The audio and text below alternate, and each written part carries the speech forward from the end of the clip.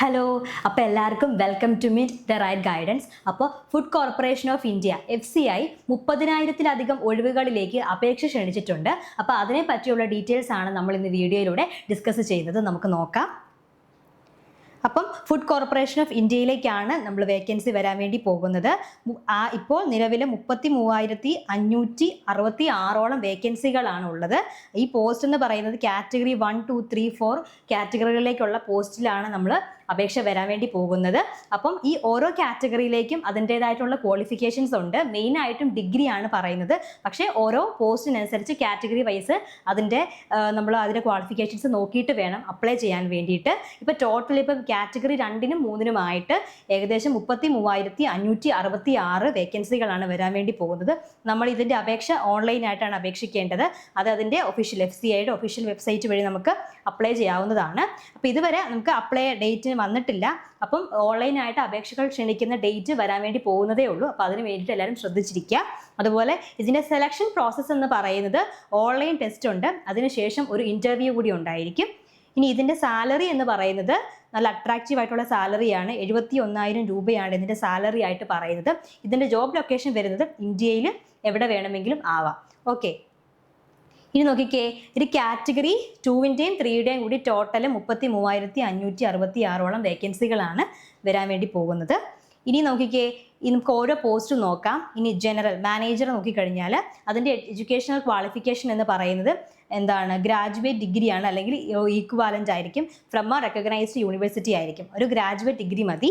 അതുപോലെ manager deport ആണെങ്കിൽ നോക്കിക്കേ, അതിനും എന്ത് വേണം, ഗ്രാജുവേറ്റ് ഡിഗ്രിയാണ് അല്ലെങ്കിൽ ഈക്വാലൻ്റ് ആയിട്ടുള്ള ഡിഗ്രി ആയിരിക്കും വേണ്ടത്. 60% മാർക്സ് വേണം. ഓക്കെ, ഇനി അതല്ലെങ്കിൽ മാനേജർ മൂവ്മെൻ്റ് ആണെങ്കിൽ കാൻഡിഡേറ്റ് അതിനും എന്താണ്, ഡിഗ്രി തന്നെയാണ് വേണ്ടത്, അല്ലെങ്കിൽ ഈക്വാലൻ്റ് ആയിട്ടുള്ള ക്വാളിഫിക്കേഷൻ ഉണ്ടായിരിക്കണം.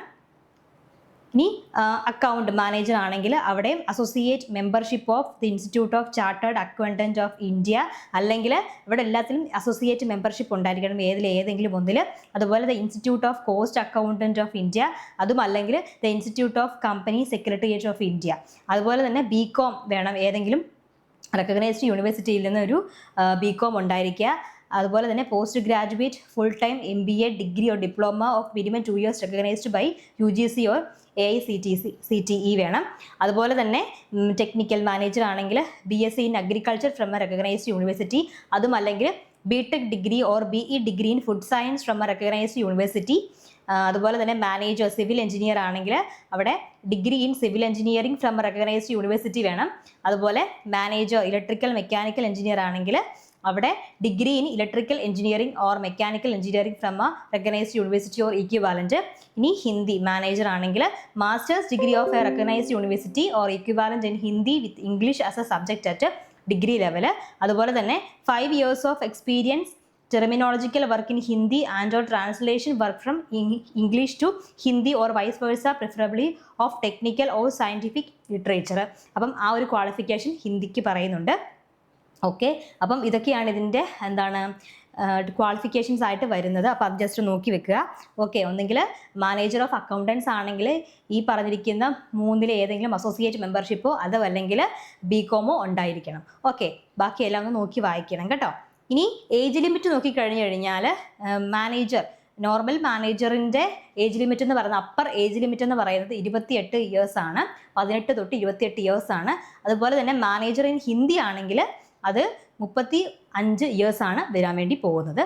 ഓക്കെ, ഇനി ഏജ് റിലാക്സേഷൻസ് പറയുന്നുണ്ട്. ഓരോ കാറ്റഗറിക്കും അതിൻ്റേതായിട്ടുള്ള ഏജ് റിലാക്സേഷൻസ് പറയുന്നുണ്ട്.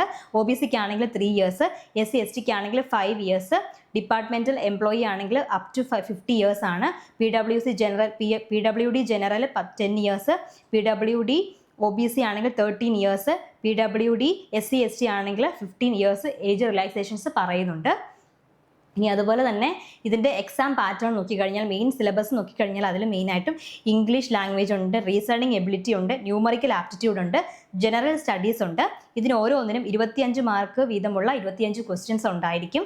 ഓരോ പാർട്ട് ചെയ്യാൻ വേണ്ടിയിട്ടും 15 minutes ആണ്. അങ്ങനെ ടോട്ടൽ 60 minutes ആയിരിക്കും, 1 മണിക്കൂറായിരിക്കും ഉണ്ടായിരിക്കുന്നത്. 100 മാർക്കിൻ്റെ ചോദ്യങ്ങളായിരിക്കും ഉണ്ടായിരിക്കുന്നത്.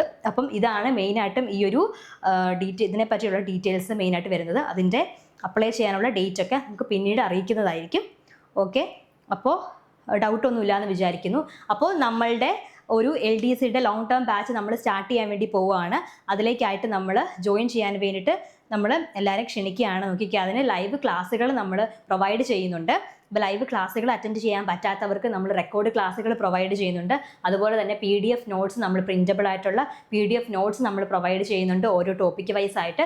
അതുപോലെ തന്നെ ഓരോ ടെസ്റ്റ് സീരീസുകൾ ഓരോ ടോപ്പിക്ക് കഴിയുമ്പോഴും അതിൻ്റെ ബേസ് ചെയ്തിട്ടുള്ള ടെസ്റ്റ് സീരീസുകൾ നമ്മൾ പ്രൊവൈഡ് ചെയ്യുന്നുണ്ട്. അതുപോലെ തന്നെ മെൻറ്റർഷിപ്പ്, അതുപോലെ തന്നെ നിങ്ങൾക്ക് 24/7 ഫാക്കൽറ്റി സപ്പോർട്ട്, ഏതെങ്കിലും ഈ ഒരു എക്സാമിനെ സംബന്ധിച്ചോ എങ്ങനെയെങ്കിലും ഡൗട്ടോ കാര്യങ്ങളോ ഉണ്ടെങ്കിൽ അതൊക്കെ ക്ലിയർ ചെയ്യാൻ വേണ്ടിയിട്ട് നിങ്ങൾക്ക് മെൻറ്റർഷിപ്പ് നമ്മൾ പ്രൊവൈഡ് ചെയ്യുന്നുണ്ട്. 24/7 ഫാക്കൽറ്റി സപ്പോർട്ട് നമ്മൾ പ്രൊവൈഡ് ചെയ്യുന്നുണ്ട്. അപ്പം ഈ കോഴ്സിലേക്ക് ജോയിൻ ചെയ്യാനായിട്ട് താല്പര്യമുള്ള ആരെങ്കിലും ഉണ്ടെങ്കിൽ താഴെ കാണുന്ന നമ്പറിലേക്ക് വിളിക്കേണ്ടതാണ് കേട്ടോ. അപ്പം നമുക്ക് നെക്സ്റ്റ് വീഡിയോയിൽ കാണാം. Okay, thank you.